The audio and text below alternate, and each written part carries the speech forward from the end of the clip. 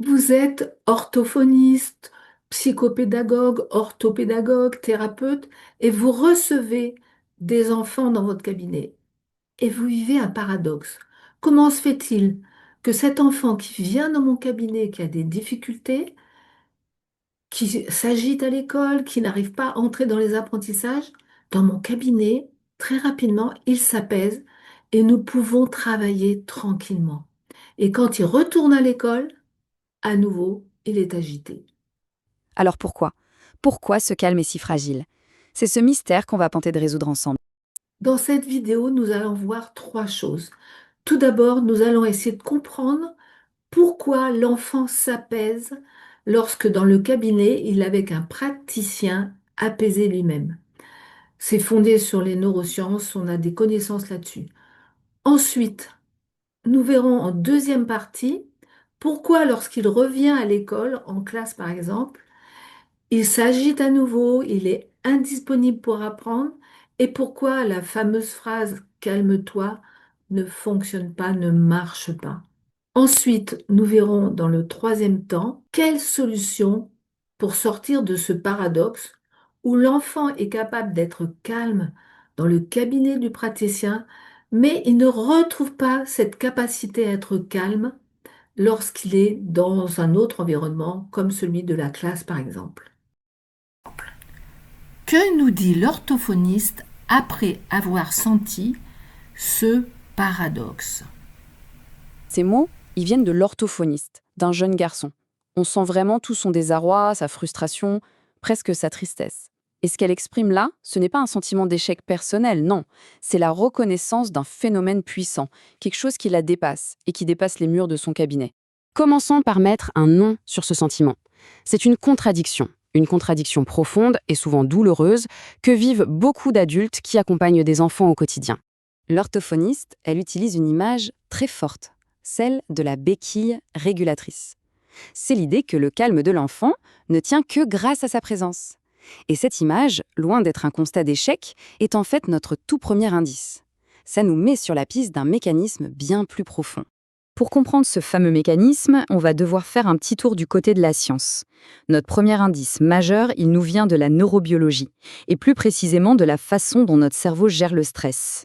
Et voilà le concept clé, la co-régulation. Il faut bien comprendre que le cerveau d'un enfant est encore en plein chantier, surtout les zones qui gèrent les émotions. Alors un adulte calme, lui, va fonctionner littéralement comme un cerveau externe, qu'il prête en quelque sorte à l'enfant pour l'aider à s'apaiser. D'accord, mais comment ça marche en pratique ce truc? C'est un processus en 3 temps. D'abord, et c'est crucial, l'adulte doit être lui-même calme. Ensuite, par des choses très simples comme une voix posée, des gestes lents, un regard bienveillant, une sorte de synchronisation invisible se met en place entre les deux. Et enfin, c'est cette synchronisation qui permet au système nerveux de l'enfant de, hop, basculer en mode apaisement. En fait, on peut voir la corégulation comme un interrupteur biologique.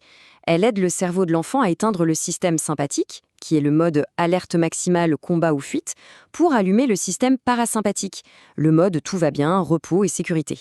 On va aller encore un peu plus loin. Comment le cerveau de l'enfant sait-il qu'il peut actionner cet interrupteur? Eh bien, il ne s'arrête jamais de scanner son environnement. Il cherche en permanence des signaux de sécurité ou de danger. Ce processus, la théorie polyvagale l'appelle la neuroception. C'est une sorte de radar interne totalement inconscient qui évalue en continu si la situation est sûre ou non. Ce n'est pas une pensée, c'est vraiment une sensation qui vient du corps. Et qu'est-ce qui détecte ce radar? Des signaux très très concrets émis par l'adulte. Le ton de la voix, sa musicalité, un visage souriant, une posture ouverte, détendue. Tous ces petits détails envoient le même message au système nerveux de l'enfant. Ici, tout va bien, tu es en sécurité. La théorie de l'attachement nous le confirme aussi. Un adulte calme offre ce qu'on appelle une base de sécurité. L'effet au niveau du cerveau est quasi immédiat. L'activité de l'amygdale, qui est notre centre d'alarme cérébrale, diminue d'un coup. Et qu'est-ce que ça fait? Ça libère de l'espace mental, de l'énergie, pour pouvoir se concentrer et apprendre. Et ce n'est pas tout. Il y a un autre mécanisme absolument fascinant qui entre en jeu. Ce sont les neurones miroirs. On peut les voir comme les responsables d'une sorte d'imitation émotionnelle, automatique et hyper rapide. Imaginez la scène. L'adulte est calme, sa respiration est lente, ses gestes sont posés, son état intérieur est stable. Eh bien, presque instantanément, les neurones miroirs de l'enfant vont capter ces signaux et les imiter, sans même s'en rendre compte. Sa propre respiration va se ralentir, son agitation va tomber, c'est littéralement une contagion du calme. Bon, maintenant qu'on a vu toute la mécanique, voyons l'impact direct sur la capacité de l'enfant à penser et à apprendre. Et là, on a une preuve très visuelle de ce qui se passe avant et après la corégulation. Regardez bien ça. Quand un enfant est agité, la quasi-totalité de ses ressources cérébrales est utilisée pour gérer le stress et pour être en hypervigilance. Il ne reste quasiment rien pour l'apprentissage. À peine 2%. Son cerveau n'est tout simplement pas disponible. Et maintenant, regardez la différence incroyable quand il est dans un état régulé, aux côtés d'un adulte calme. La charge mentale du stress s'effondre et ça libère une part gigantesque des ressources de son cerveau pour ce qui compte vraiment. L'échange social, la concentration et surtout l'apprentissage qui bondit, qui passe à 40%. Voyons maintenant pourquoi l'enfant qui a su être apaisé en séance de thérapie, quand il retrouve son environnement en classe, à nouveau il s'agite. Et pourquoi cette phrase calme-toi n'a aucun pouvoir sur lui. On a tous connu ça, non? Aider un enfant à traverser une grosse émotion, une vraie tempête. On se sent souvent complètement démuni. Eh bien aujourd'hui, on va voir ensemble une approche qui s'appuie sur la science et qui pourrait franchement tout changer. Ah, cette phrase « calme-toi », on la connaît par cœur. Et elle résume à elle seule tout le problème. On sait tous que non seulement ça ne marche pas, mais que bien souvent, ça met de l'huile sur le feu. Et là, le contraste est juste saisissant.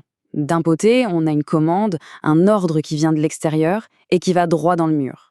De l'autre, un vrai outil, une compétence que l'enfant apprend et intègre, de l'intérieur. On passe d'une logique où on essaie de contrôler à une logique où on donne les moyens de s'autogérer. C'est la grande question, n'est-ce pas? Si la raison et la logique sont inutiles quand un enfant est submergé par ses émotions, alors on fait quoi? Qu'est-ce qui marche vraiment? C'est exactement ce qu'on va découvrir. Bon, alors pour y voir plus clair, il faut aller jeter un œil sous le capot. Il faut comprendre ce qui se passe vraiment dans le cerveau d'un enfant pendant une crise. L'image de l'iceberg est parfaite pour ça. La colère, les pleurs, les cris, ce qu'on voit, ce n'est que la toute petite pointe. L'enfant ne choisit pas d'agir comme ça.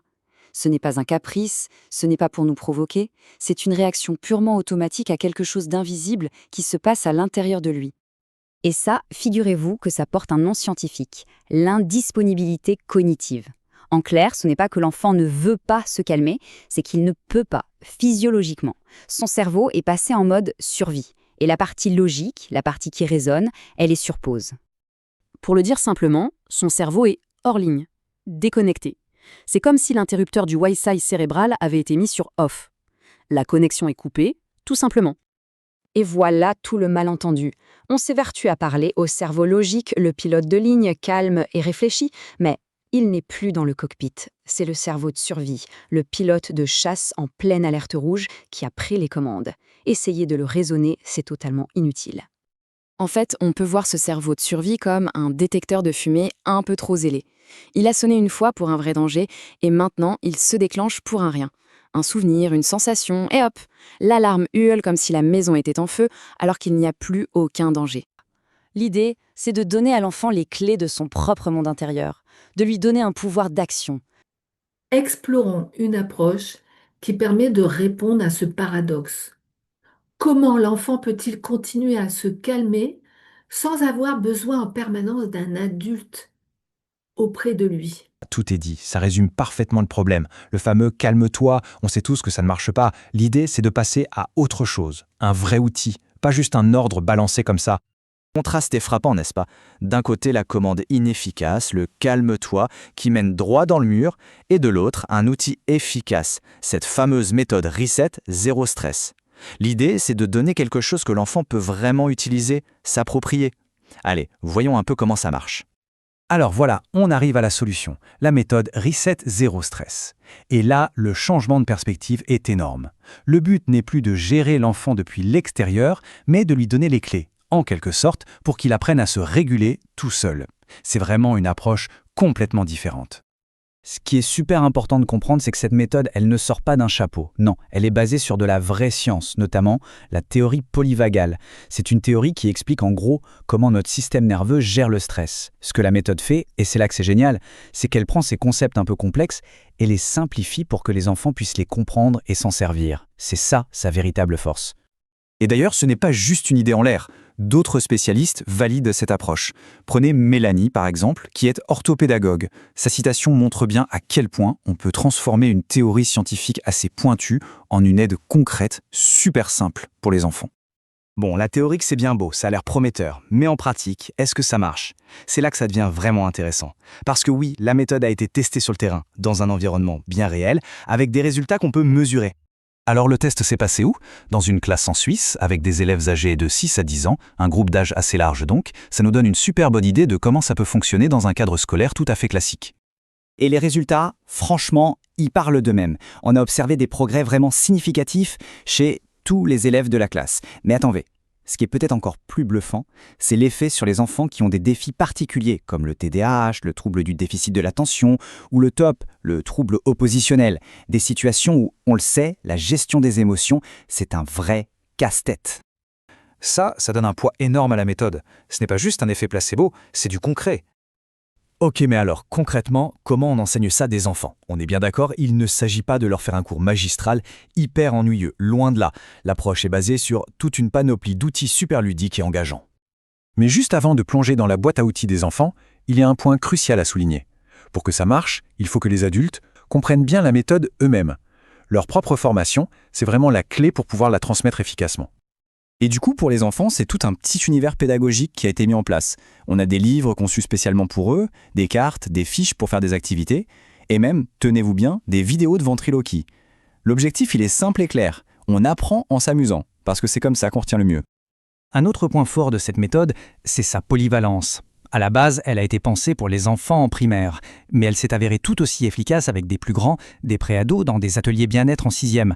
Ça montre bien qu'elle peut s'adapter à différents âges et à plein de contextes différents. Les points forts annoncés sont assez parlants. Pas besoin de se lancer dans une grande analyse, pas besoin de connaître la cause, ce qui est un vrai soulagement, surtout quand l'enfant lui-même ne sait pas pourquoi il se sent mal. L'idée, c'est de lui donner un outil simple qu'il peut même utiliser tout seul pour des résultats qui seraient rapides et qui tiendraient dans le temps. Et là, la différence est limpide.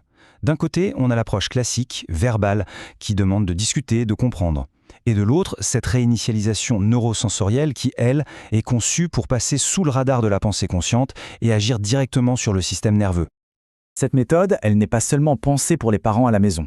Elle a aussi été conçue pour les professionnels, avec tout un parcours de formation. Jetons un œil rapide à ce que ça implique. La formation, elle mélange la théorie, comprendre comment fonctionne le système nerveux stressé, et la pratique pure et dure du protocole. L'objectif final, c'est que les pros puissent rendre les enfants autonomes avec cet outil. Et ça s'adresse à pas mal de monde, des orthophonistes, des psychologues, des coachs, des éducateurs, bref, un large éventail de professionnels qui travaillent avec les enfants, ce qui suggère une volonté de l'appliquer dans plein de contextes différents. Alors, si on devait résumer tout ça, qu'est-ce qu'il faut retenir? Eh bien, le message principal, c'est un vrai basculement de perspective. On arrête de penser en termes de contrôle extérieur et on passe à une logique où on donne à l'enfant le pouvoir d'agir sur lui-même, on parle d'autonomisation.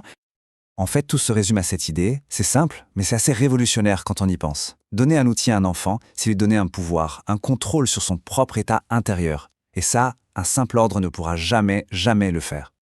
Et pour terminer, cette exploration nous laisse avec une question qui fait réfléchir. Imaginez une seconde, si chaque enfant, dès le plus jeune âge, recevait les outils pour comprendre et naviguer dans son propre monde intérieur, quel impact ça pourrait avoir à grande échelle sur la société de demain? C'est une question qui mérite vraiment qu'on s'y arrête un instant. Qui suis-je pour vous parler de tout cela?